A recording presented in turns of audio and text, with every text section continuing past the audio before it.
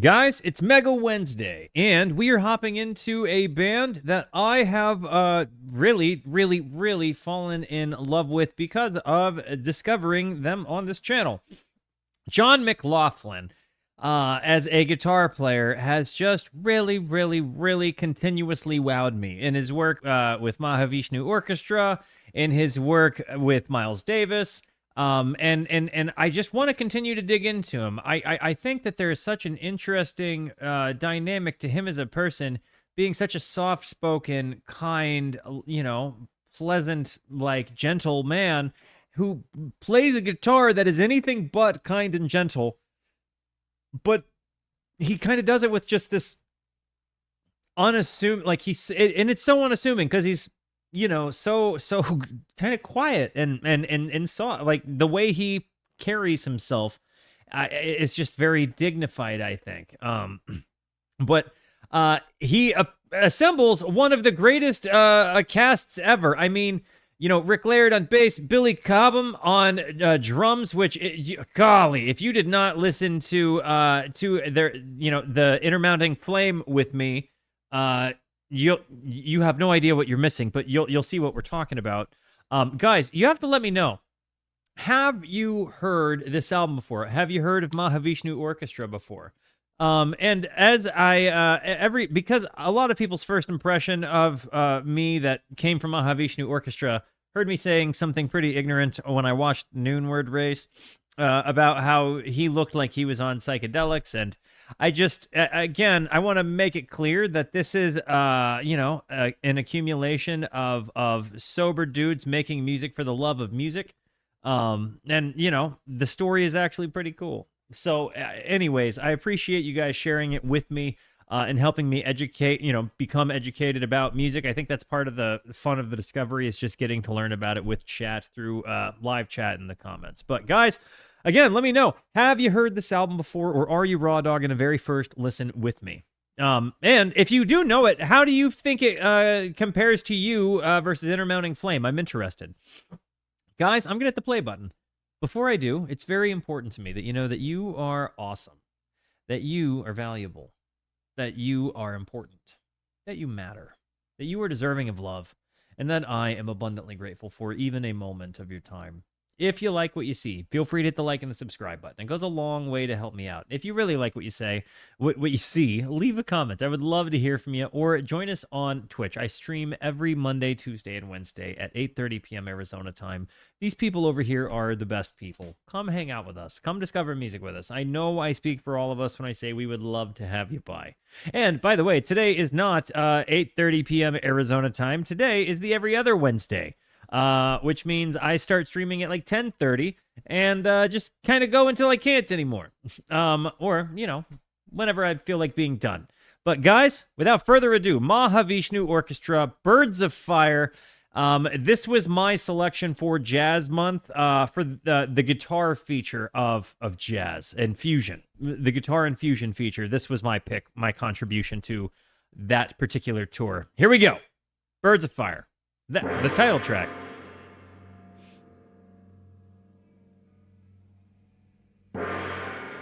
I have not heard his album with Santana, no.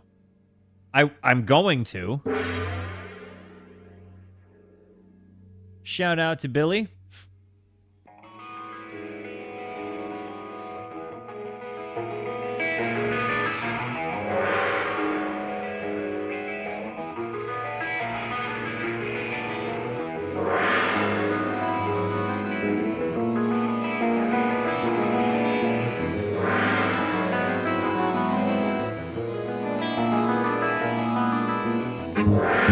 Ooh.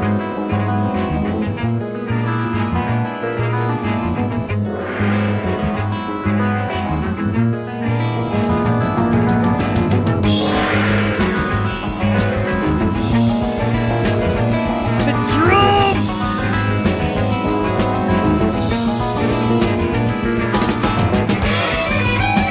There he is!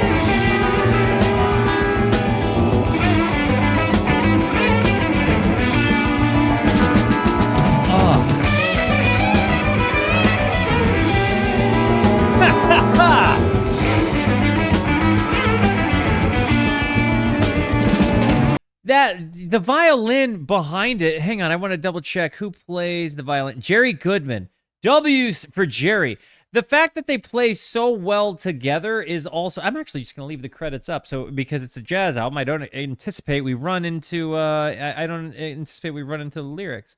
The combination of John on guitar and Jerry on the violin is just tremendous.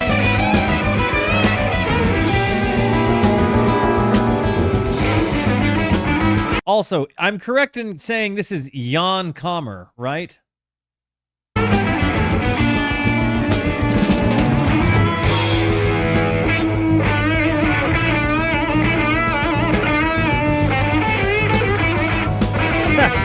Nate, be careful. We don't want to have another Ella and Louie.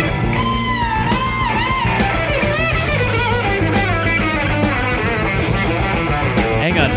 I want to go back and revisit that. That thing he built that up and started squealing.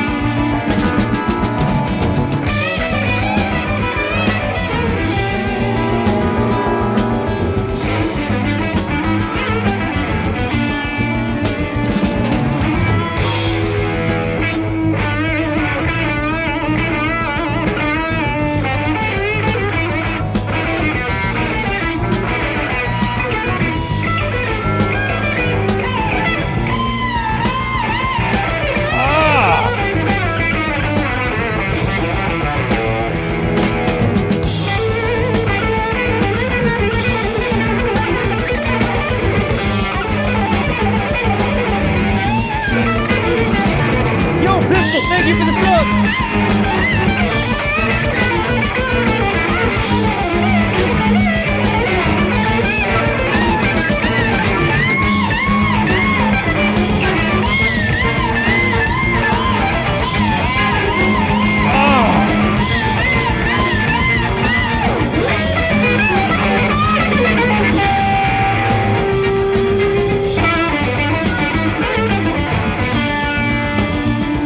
Listen to this. It goes left to right here.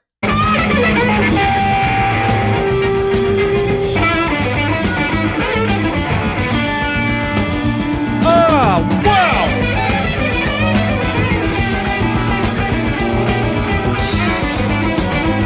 The combination. I think we're hearing the violin. I think we're hearing Jerry in the left ear, and I think we're hearing John in the right ear in these moments. So when you hear them kind of play off of one another, they're like maybe playing octaves of one another, or playing like exactly the same thing. It's like doubled, I think.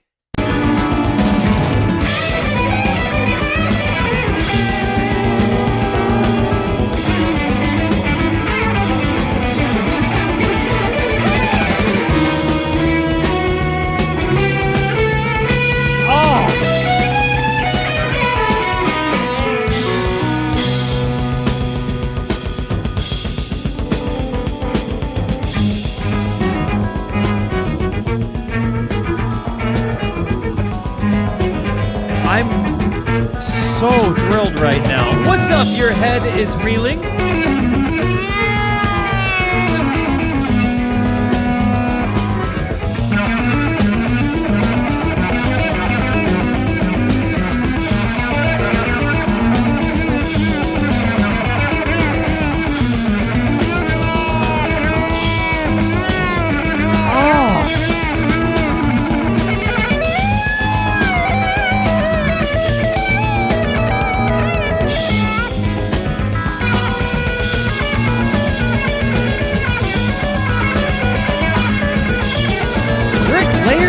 Bass is just keeping.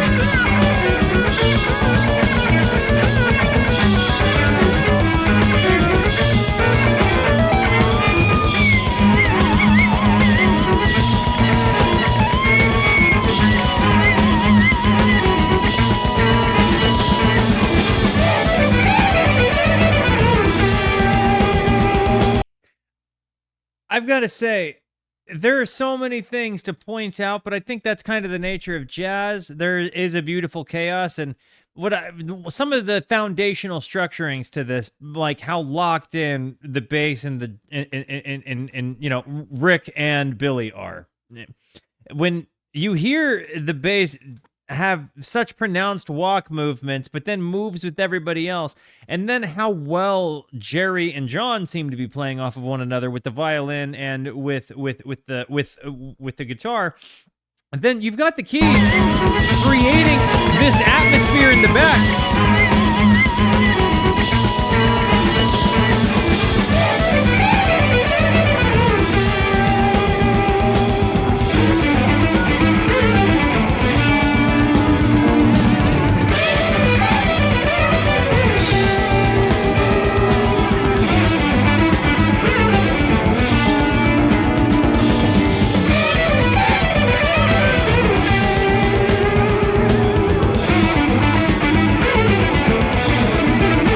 Is it?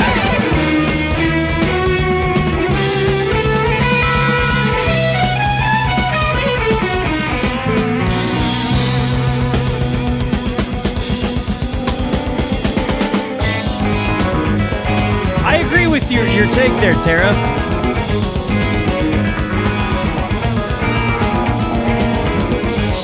I think you also get some kind of like reverby textures in this one that you don't get in internal mounting flame as much. Like you're hearing these like kind of wow, like this ambience coming off of the guitar as he's picking. Hey, Jules!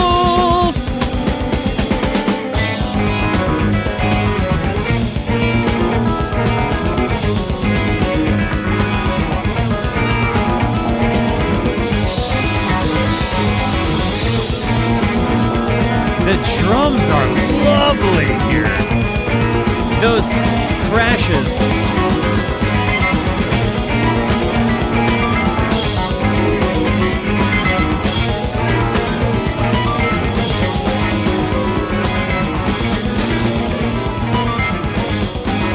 Oh, babe. Jules, I'm sorry you're sick.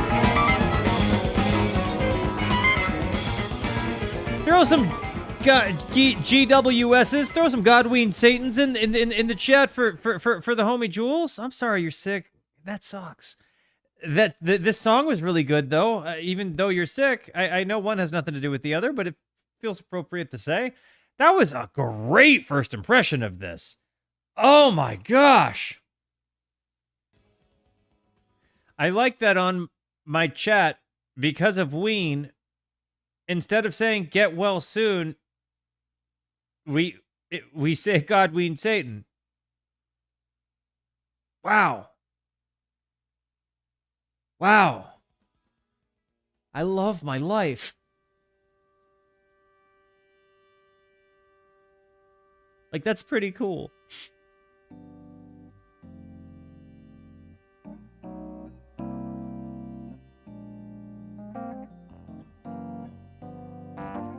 Wait. Miles Beyond? Is this him talking about Miles Davis? There is light context? Is this because Miles Davis named a song John McLaughlin and then he decides to give... Oh, I love full circle moments! This is so good! I'm sorry I peeked the mic. Oh, yes! I love musical homage. Yes! I'm so happy that we listened to Bitches Brew together. You own this on vinyl, and on my copy, this song is called Miles Above, Miles Davis. Yo, Garrett, good nugget, my guy.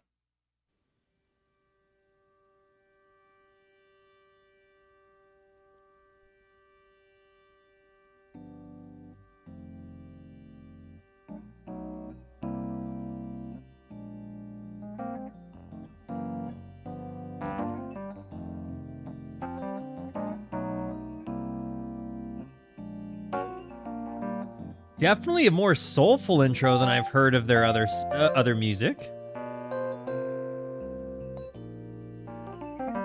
Hey, sweet boy. I'm talking to Clark. Clark is the sweet boy, not you.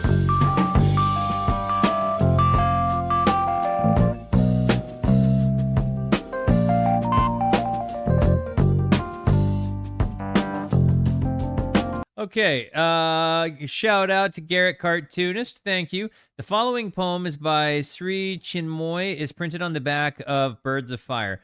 No more my heart shall sob or grieve. My days and nights dissolve in God's own light. Above the toil of life, my soul is a bird of fire winging the infinite.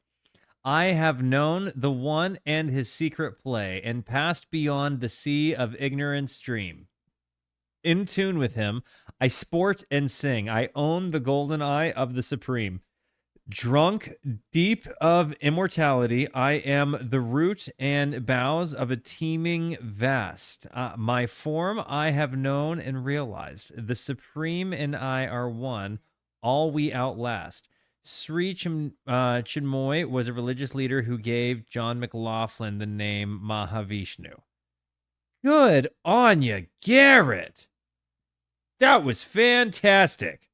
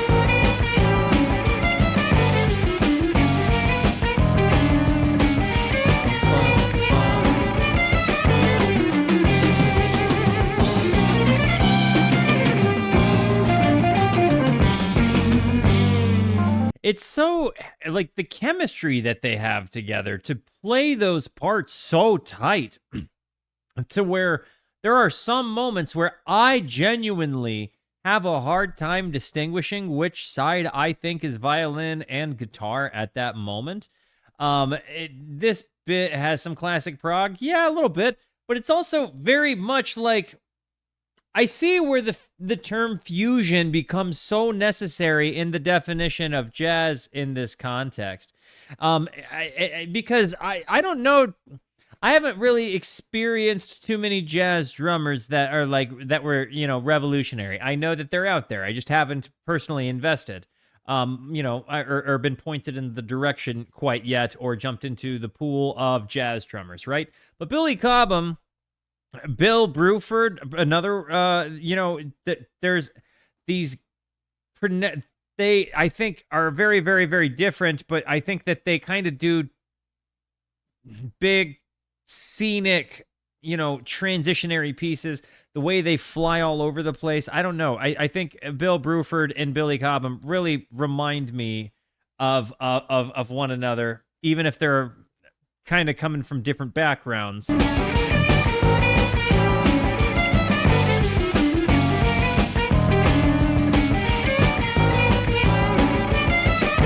The tandem playing between John and Jerry, though, dude.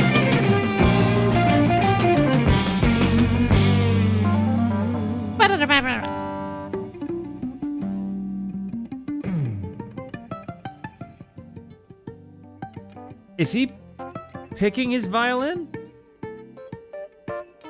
Jan Kammer, ladies and gentlemen.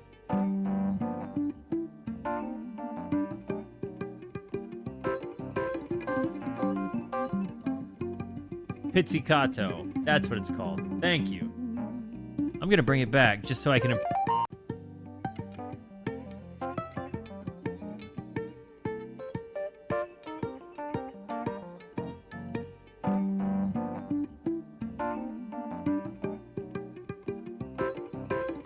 Jan Hammer.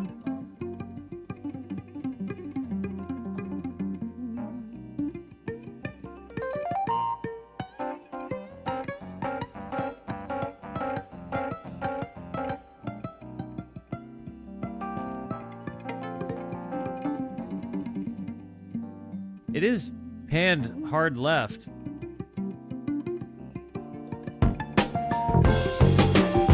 With the keys panned hard right.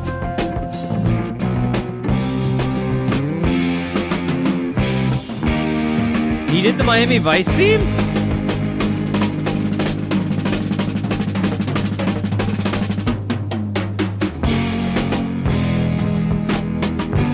What's up, Pi?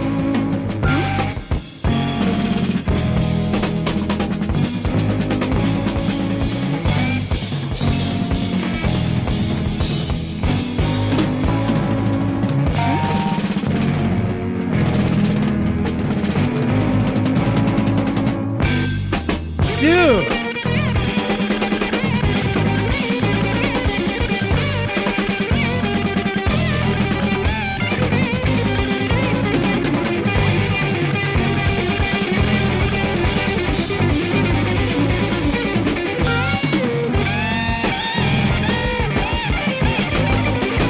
All while it's still vibing behind him.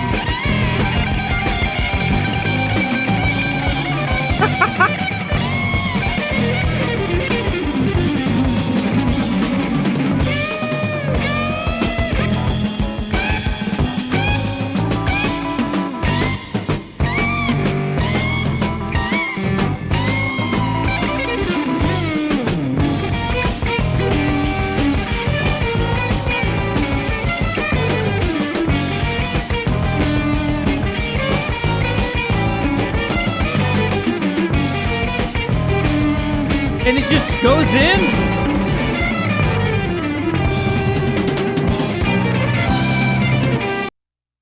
Oh, for a moment I was like, what is going on? This big, huge friggin' moment right here where you have this, like, they're just playing easy, like, yawns in the back, bum, bum, bum, and John is like, ah! But in reality, you can tell he's such a peaceful person. He's like, just looking like he's really vibing, but his guitar is like, ah!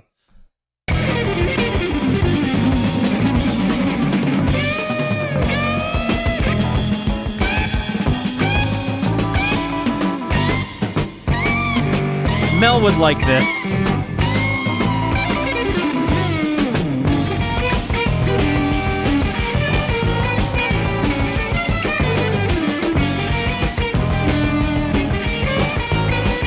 Good question, Garrett.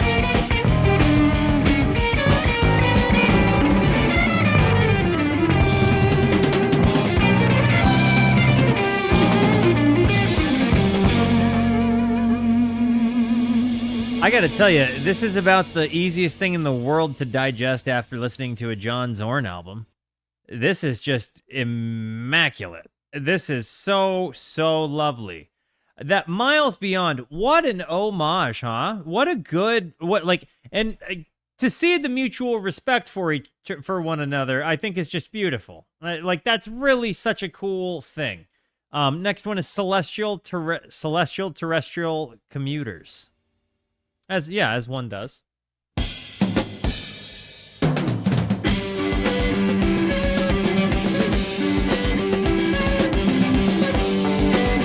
Whoa!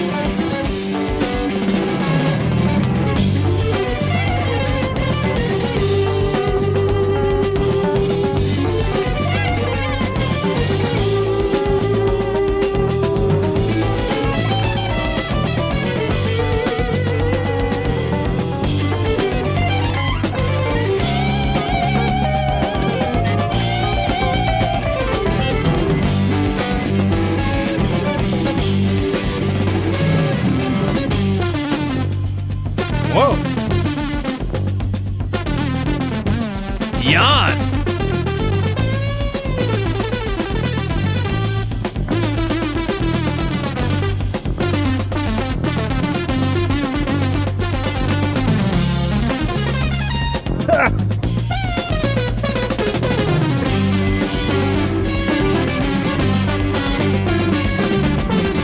That guitar tone. It kind of reminds me of a Pavement song or Sonic Youth a little bit, but like obviously they're pulling in inspiration from this, not the other way around, right? This happens way earlier, but The guitar tone, the kind of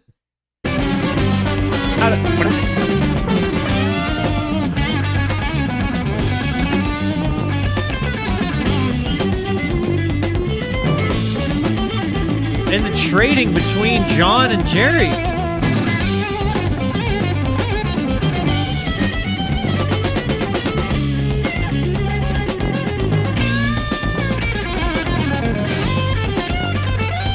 His double bends in the middle of his runs.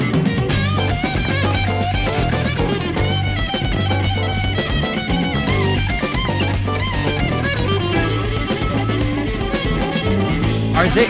Yeah, they are. They're trading.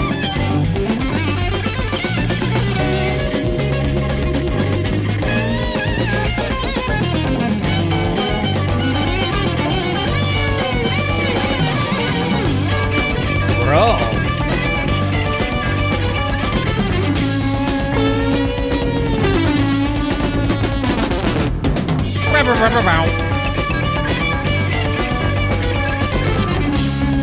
'73? Yes, it came out March 1st of 1973. So we're talking. Yeah, definitely ahead of its time.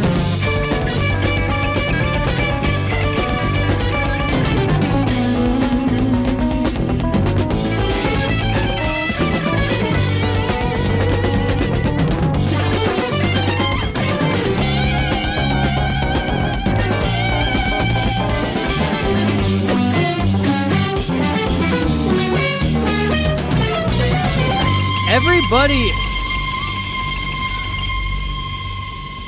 The thing about it is, like, they're such a tight band. It doesn't work without a single one of them. All of them take up so much space. It's so in your face. But yeah, he was the jazz guitarist of the time. I could see that. I mean, realistically, if I'm just calling it as honest as I can, he was the first jazz guitar player I was ever familiar with. I didn't know jazz guitar was, something to consider that way. I'm letting Clark out. Give me a moment.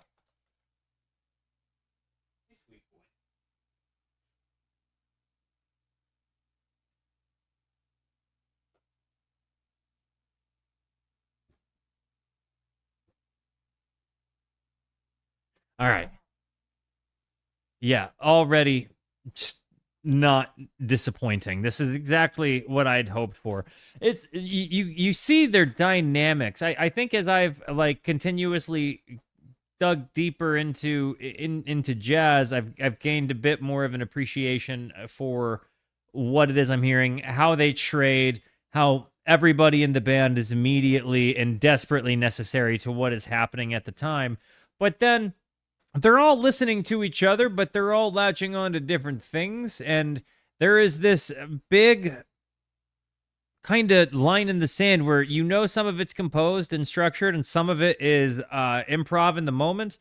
And when I'm left separating which I think is which, it's like you realize like these are just people capturing some extreme lightning in a bottle.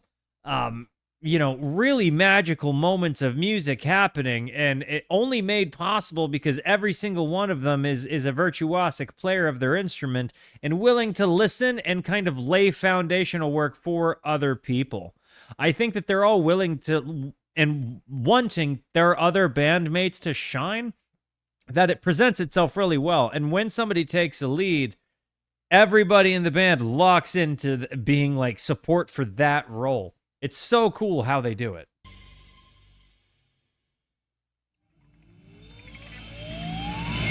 Sapphire Bullets of Pure Love. Oh, of course. Dark Side was released March 1st of 73. Oh, I'll bet you that was a Tuesday.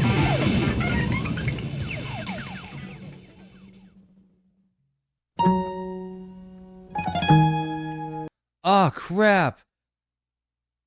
I let all 21 seconds play. They're going to get me. All right, Thousand Island Park.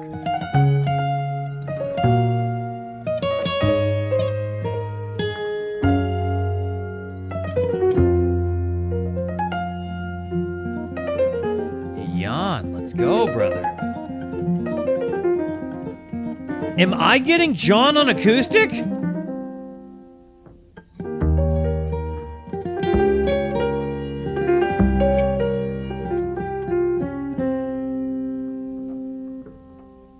Upright bass this time? Or double bass? Is Rick on double bass?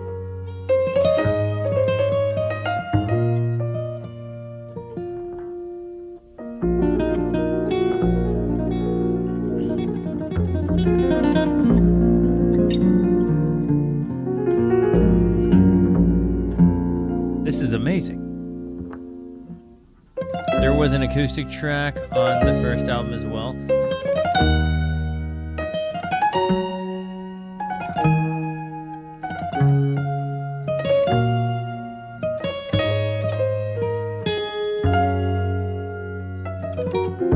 The delicate nature of this.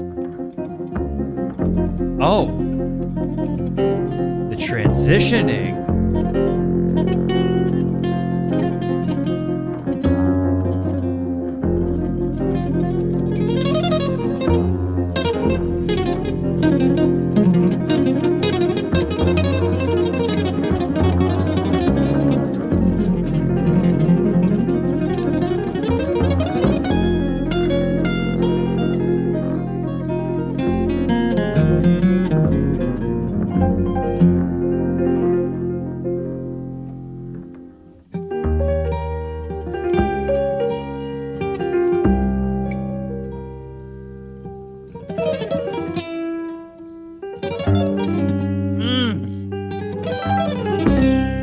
Inner work with the piano now.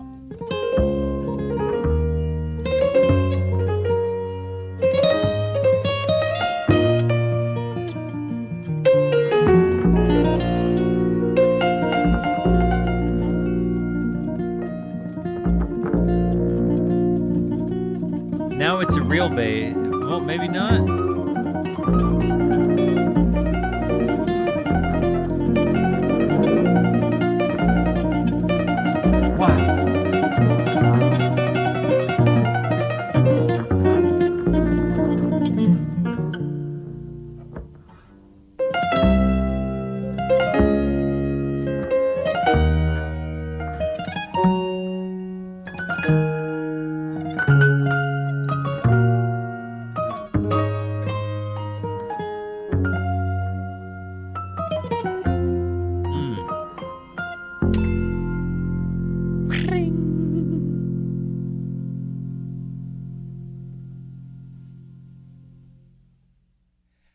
Thousand Island Park was just delicious. Again, an acoustic ditty is always going to be something that gets me, but hearing John's work and then his inner working with Jan on piano there, it's just special. And the way that they have it panned really gives you a feeling of being in the room, and I love that. This one is Hope. Thousand Island Delicious confirmed.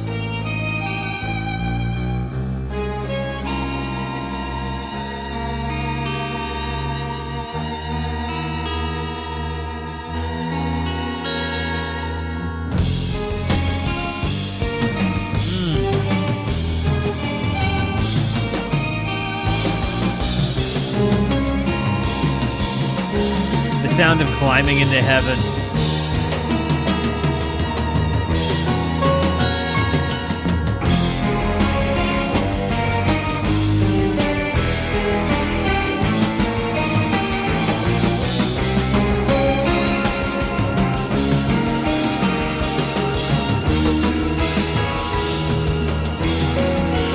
You know, so Mel's not able to type in the chat, but she's able to hear right now. And she texted me and she said, I'm glad I'm able to listen, which means I think she does like this album. She also said, I also think I sent you a song from Shock T. So it's possible I've heard one.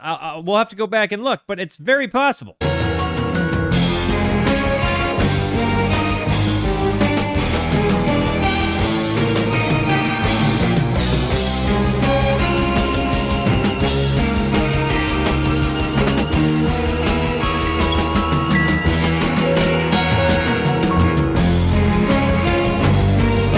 build up. It's crazy how you can like kind of start building something up and it almost like starts over, but it feels like you're still on the same climb. There's something about that cyclic walk.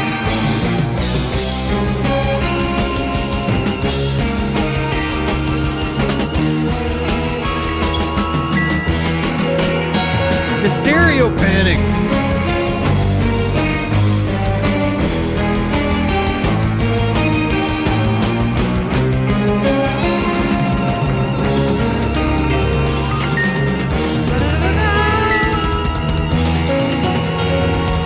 The electric keys.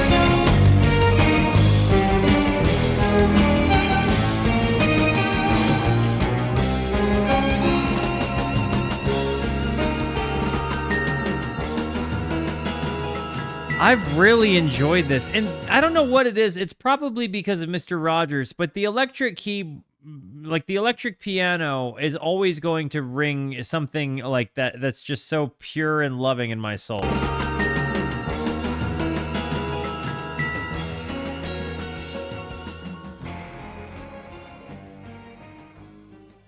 Hope was a tremendous song. That build-up was incredible. One word.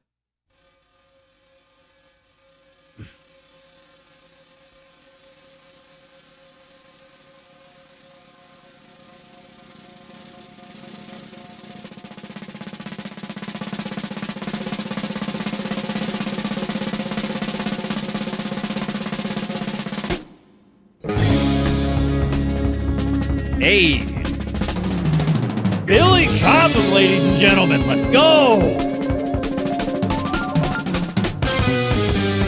So is this kind of like the epic, Noonward race was on Intermounting Flame?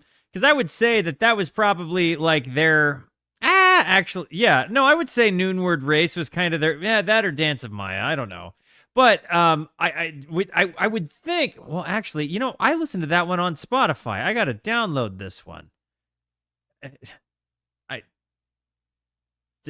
I'll do that later. Anyways, this feels like maybe it's the epic. Coming in, again, Billy is just huge here.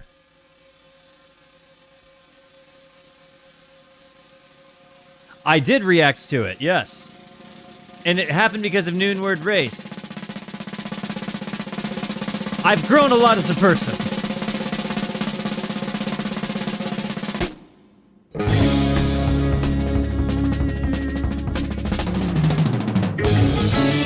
Oh.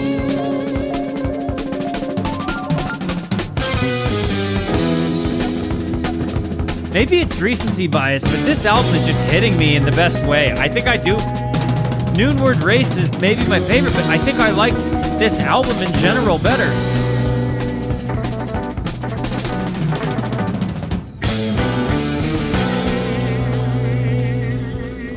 I'm not even finished with it yet, but it's...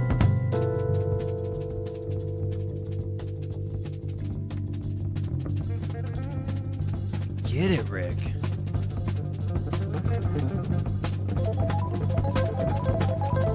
How everybody's fading in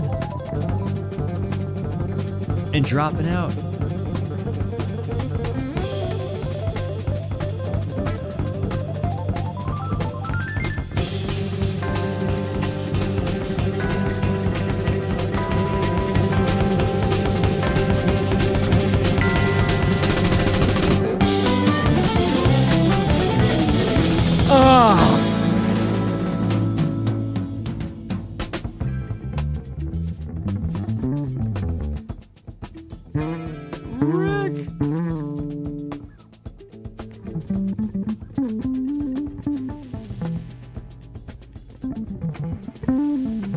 It feels like they're just a more developed version. Like, not that they're necessarily tighter or whatever, but I mean, how much further ahead?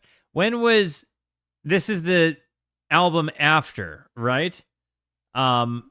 So did this happen second? This is their second and final album, I'm guessing? Yeah, okay, so... Intermount. Okay, so yeah, it feels like there was a progressive. There was definitely a progression there. I do think getting I think that Intermounting Flame is going to be right now. It's kind of like living in my favorite in my head because I've watched the video so many times. I've like, heard that. It's been the one that sticks out to me the most. It was my first impression, and there's a lot to be said about the first love, right? That was the time where I was like, wow, this guy's great. I got to keep listening to him. And so there is always going to be that for that song. I have both an audio and a visual to it. But this album, it's just a bit more digestible to me. I'm loving the fast stuff. I'm like, the drumming on this song has definitely been my favorite of the drums, but there's just so, and maybe it's that I'm slightly more well-versed in jazz and fusion music, that it's easier for me to appreciate now on a first listen than it might have been, where some of the other times I had to like kind of learn to like it. Wow, what's up? Welcome, Banana Pancake. It's been a little while, but thanks for noticing nonetheless. I appreciate it. It's fantastic to see you, friend.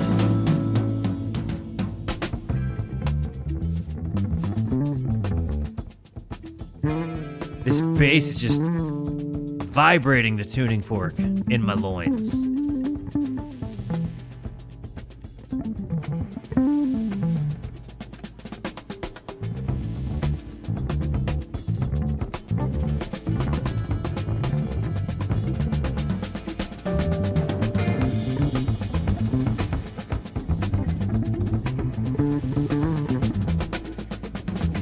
See what I mean about everybody supporting the musician that decides to take the lead?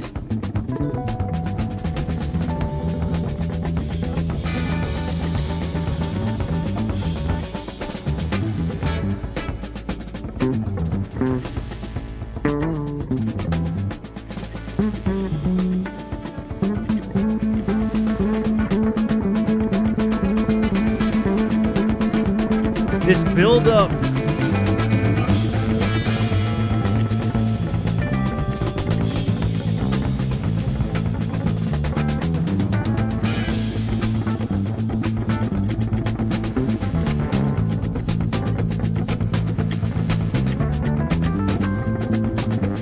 Give me a second. I can't be a crazy person and just leave the door open. I live in the desert.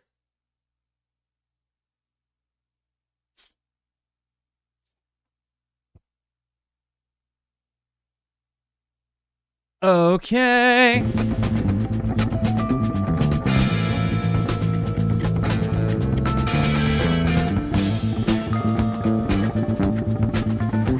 I am the desert.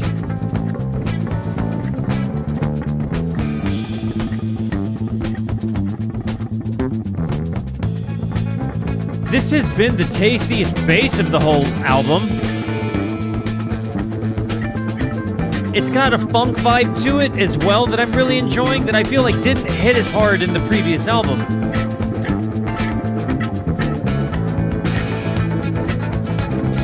What is this? Just your standard P bass into an SVT classic scenario?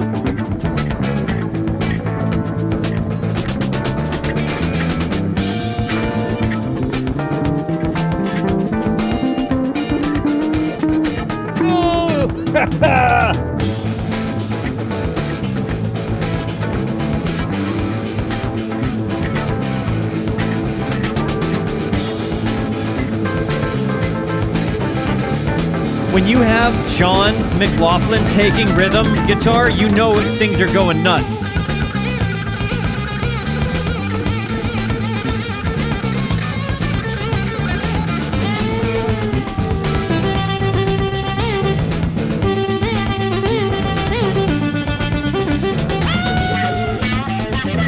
That's happening in the left ear.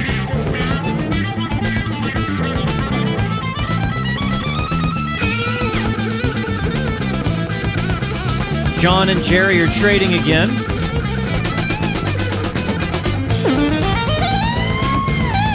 Jan is centered up.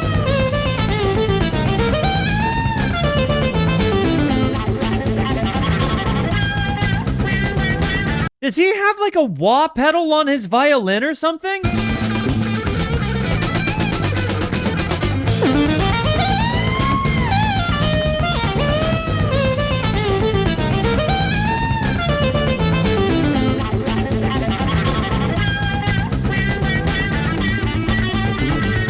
I think he does.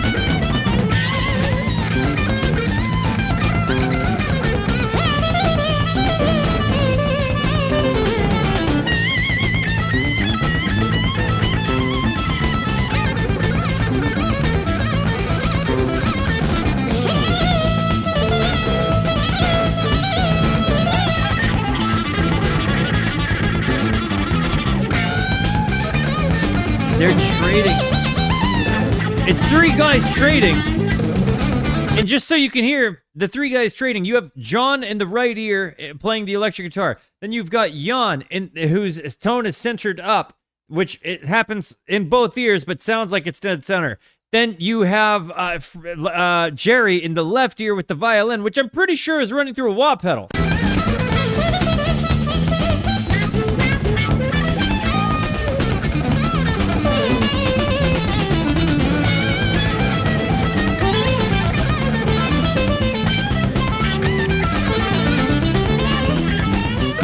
I'm so impressed with this mixing.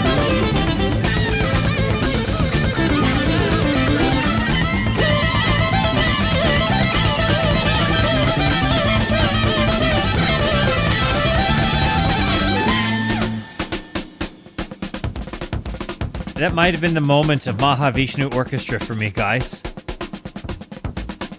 That might have actually been the moment of Mahavishnu Orchestra for me. Oh my goodness.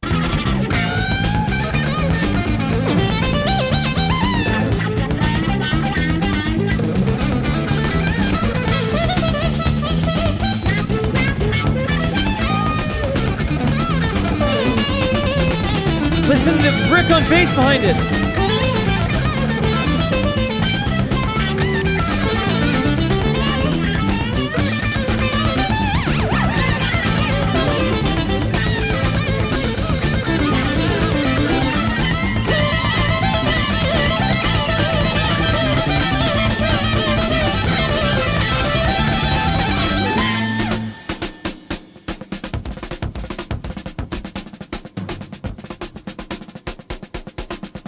I really think that was the moment of Mahavishnu Orchestra for me, guys.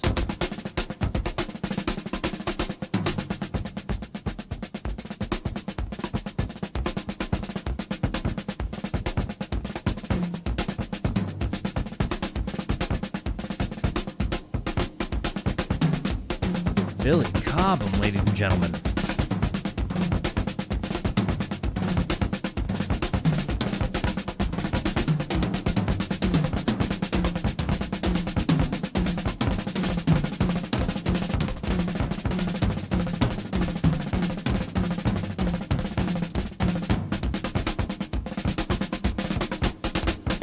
Bro.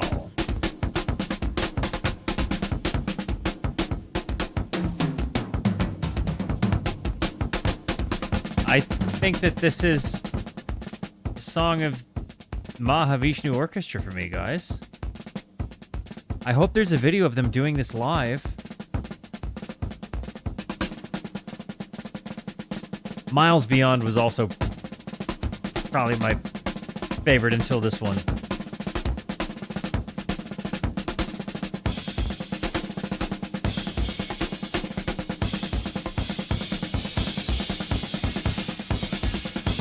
And he's running with that snare rolling.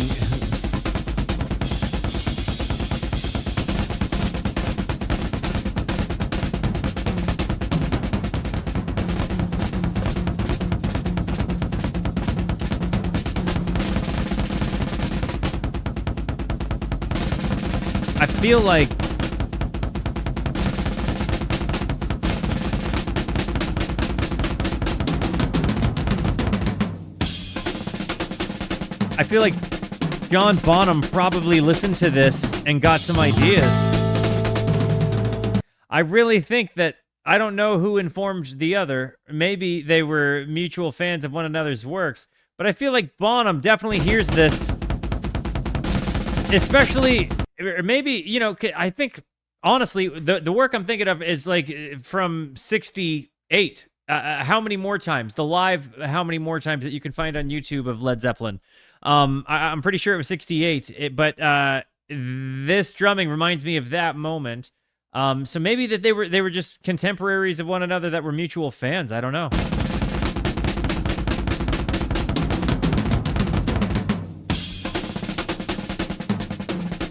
But this reminds me of the drum solo in How Many More Times.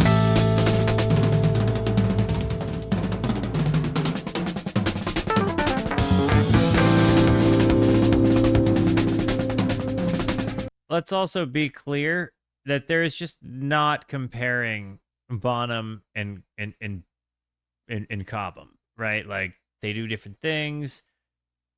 They're not to be compared. They're both fantastic musicians in their own right. I don't want to see the one is better than the other commentary in the YouTube comments.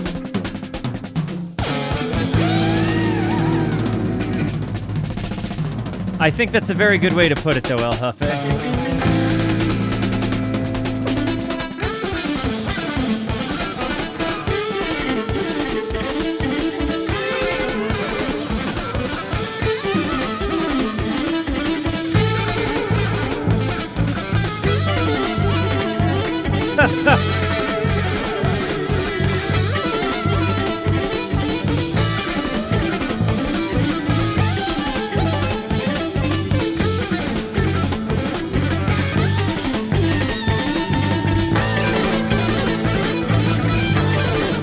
This has been my favorite Mahavishnu song.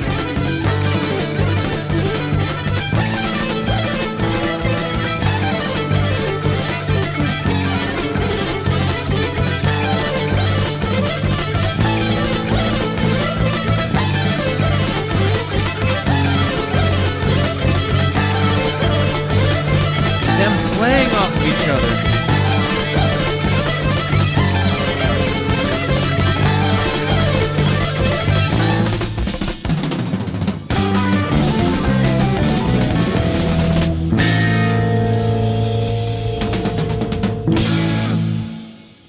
I think that's my favorite Mahavishnu Orchestra song, guys. I am going to have to run an ad, but we're going to come back and finish this thing down. That was definitely the high point of their catalog that I've experienced so far. Oh my goodness, I really liked that. Be right back. All right, homies, let's close her down, shall we? Let's hop on into it. I even got spicy banana chips now.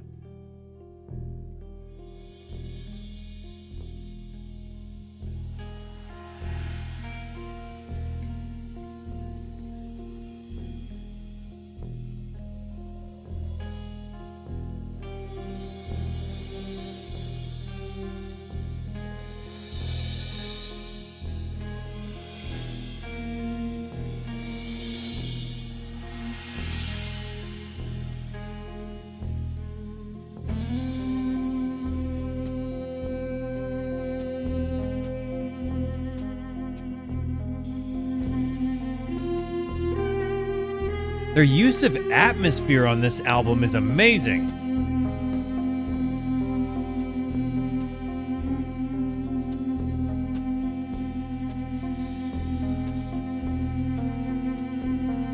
The sustain here.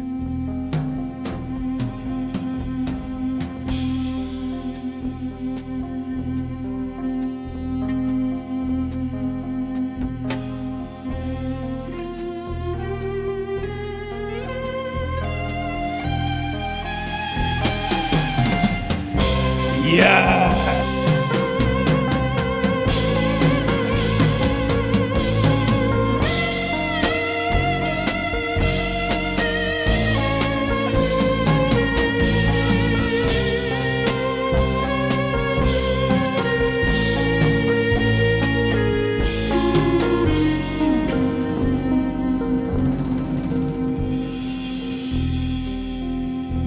The atmosphere, the crescendo moments, the Billy coming in on the drums and shifting the entire thing. It's incredible. Giz, if you just got yourself a guaranteed album, congratulations. Scheduling underway.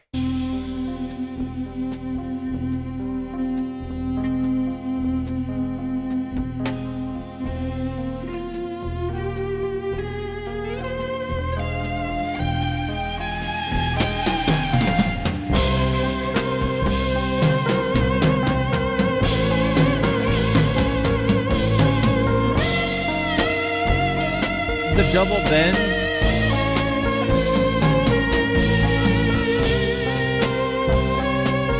What's up, Matt?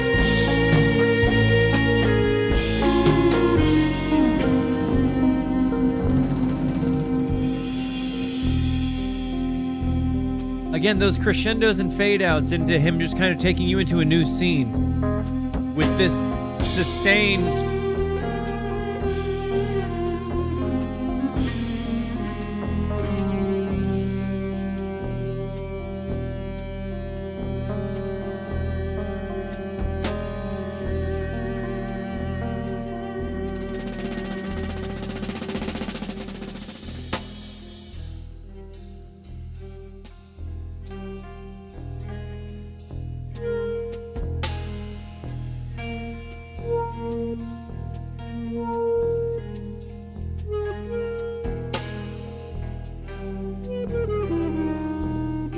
Is that guitar with his tone rolled back? No, that's keys. Guitar's in right ear.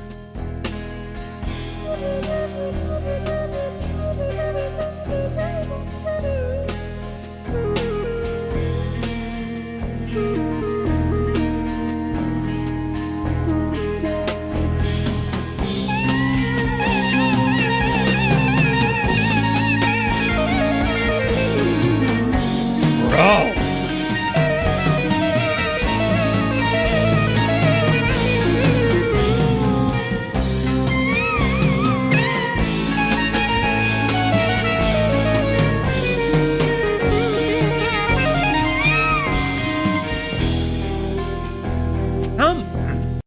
Excuse me, how much of this do you think is composed versus them just being the musicians that they are in the moment that they find them, themselves in? Because you can tell that there is certainly a format, a structure, something, but you can also tell that not every moment seems to be planned, and that's part of the excitement to this.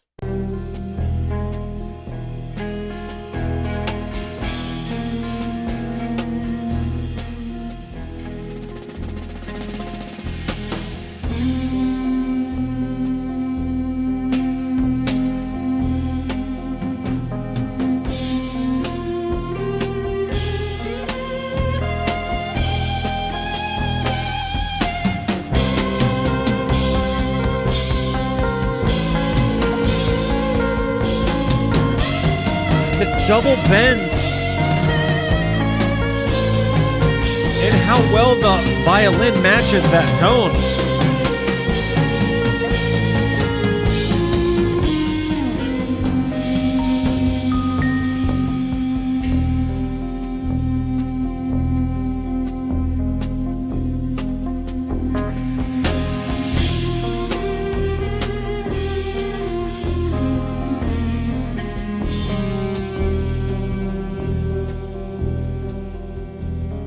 Their use of atmosphere and ambience is just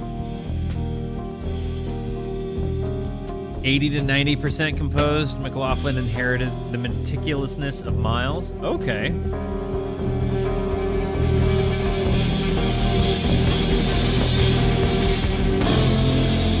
That mad, chaotic ending there really sticks the landing. 2 songs to go. Guys, for the first timers, I have to ask, how is this album hitting you? How are you enjoying it for a first time listen? For the folks that are familiar, I have to ask, how is the revisit hitting you? And to everybody, does it stick the landing? Let's go. Open Country Joy.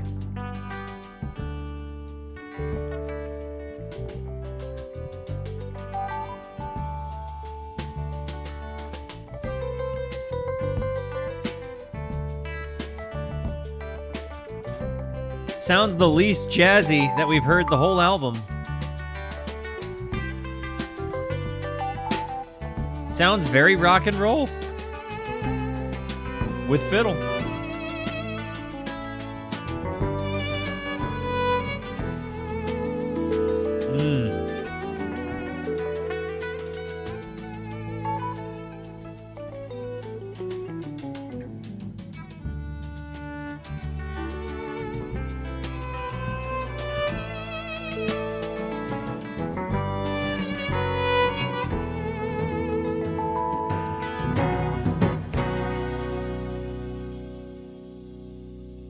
what a way to begin.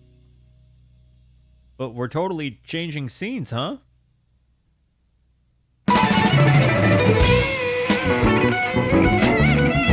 Well, that was the caesura, huh?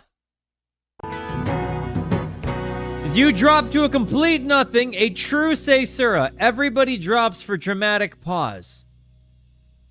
And then out of nowhere, not...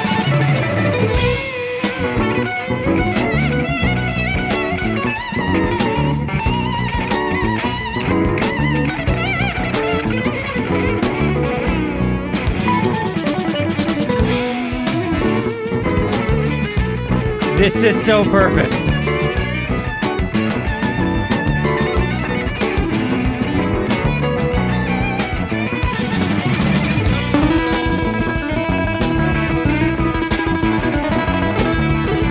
These arpeggiating keys.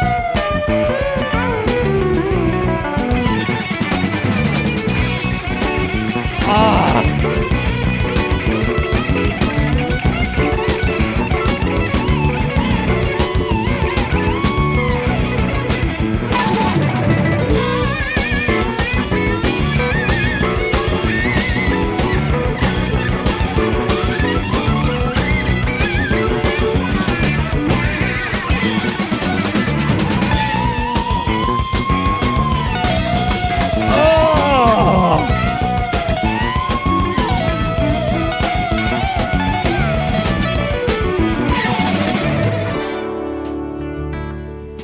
I think what we are looking at here is my second like these are the two power. This album really does just beat, not that it's like a competition, right? Both of them are amazing works.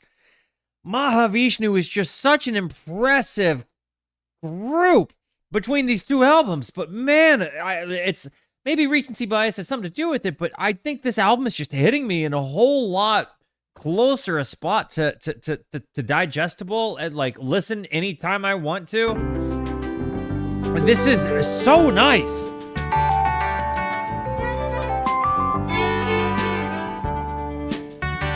A little Allman Brothers-y here.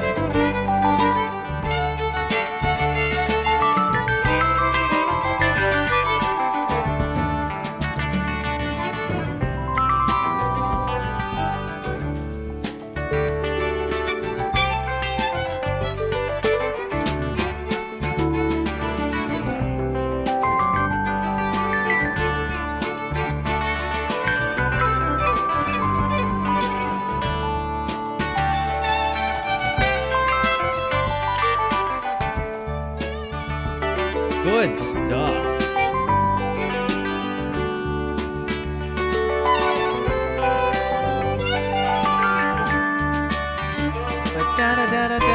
Jan on the keys has just decorated this moment.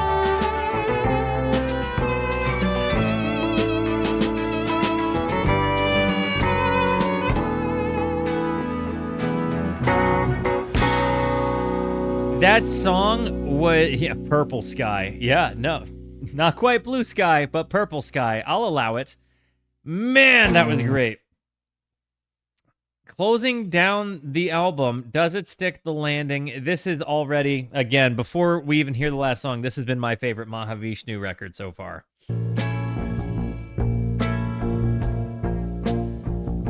M-Pels, oh my goodness. Go and... Where I started was I listened to a song called Noonward Race. There's a live version of it you can see on YouTube, and I highly recommend you go and do that. And you'll kind of get a vibe of what they look like playing together. And then that will give you a really good foundation for if you decide to go and listen to their other album, Intermounting Flame, which is a tremendous work. It's amazing. It's such a display of virtuosic instrumentation. If you like the guitar playing here, you're going to be equally wowed in maybe different ways. I think you're like, again, I cannot recommend them enough. What's up, Abidoo? Nope, this is not from the community roulette. This is from my own personal journey.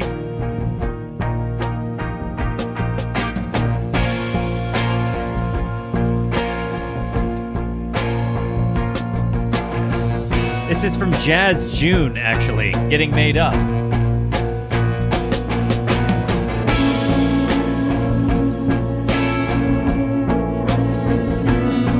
The tension building here, with maybe some uplift on the horizon?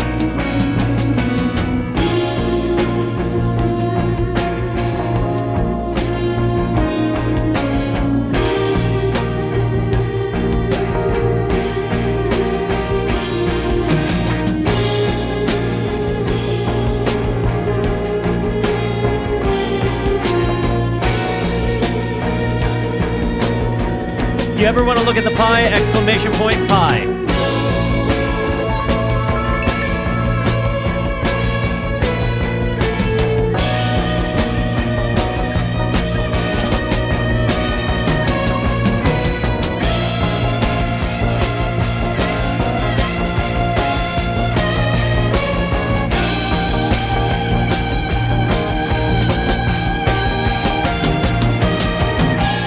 It keeps climbing.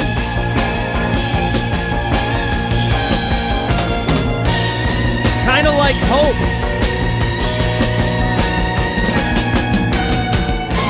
It's still going.